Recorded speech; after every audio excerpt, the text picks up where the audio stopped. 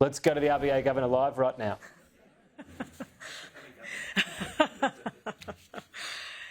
Well, thank you all for coming and for your interest in the board's deliberations today in this first media conference.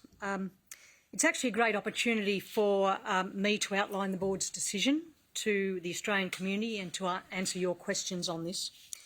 First thing I wanted to do, though, was just reflect a little bit on where we've come from over the last 3 to 4 years, because I think we tend to forget it. We had a once-in-a-lifetime pandemic, and this was something that was entirely out of anyone's experience. And in that context, what we did was we took the cash rate, among other things, the tool we had, that cash rate, we took it to practically 0%.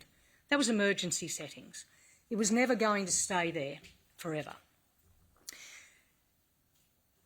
Maybe, I don't know what you'd describe as normal, but possibly the situation we're in now is back to more normal than it was certainly during those pandemic periods, and certainly during the dark days of 2020 and 2021 when we're in lockdown.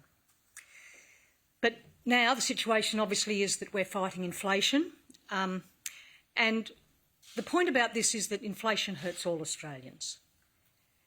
I think for many Australians, the last 2 decades prior to the pandemic, inflation was about 2%.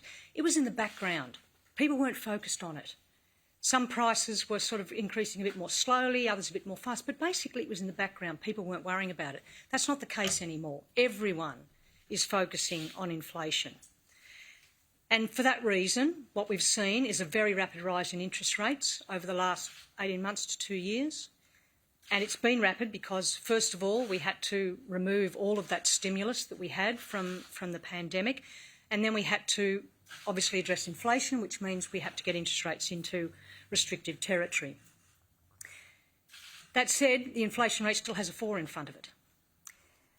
Now, it's fair to say the board does understand that people are doing it tough, and a big reason for that is inflation. That's why it's really important we get inflation down. We have made good progress. Absolutely, we've made good progress.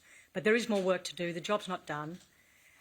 And the best thing that we can do with our tool is help households deal with the cost of living by getting inflation down. That's our aim. We want it back in the background again when people aren't worrying about it. So, looking ahead, we're forecasting inflation. We're expecting, our central forecast is that inflation will return to the target range 2 to 3% in 2025, and it will reach the midpoint of the target range in 2026. The risks to the domestic outlook, they're broadly balanced, but I think it's fair to say we feel the costs of those are a bit different. There's a few risks that we're mindful of, and these are highlighted in the Statement on Monetary Policy. As I said, really welcome the recent decline in inflation, but while ever it remains above target, there is a risk that inflationary expectations will drift further. So that's obviously a risk we're concerned about, because it would be costly to address if that happened. On the other hand, the recent weakness in household consumption could go on for longer than expected, and that's a risk too. And that might be compounded, for example, if growth offshore weakens. So for all of these reasons, the board's going to continue to monitor the data closely, and will do what we need to ensure that the economy remains on track for inflation to return to target, while holding on to as many gains in the employment, in the labour market as we can.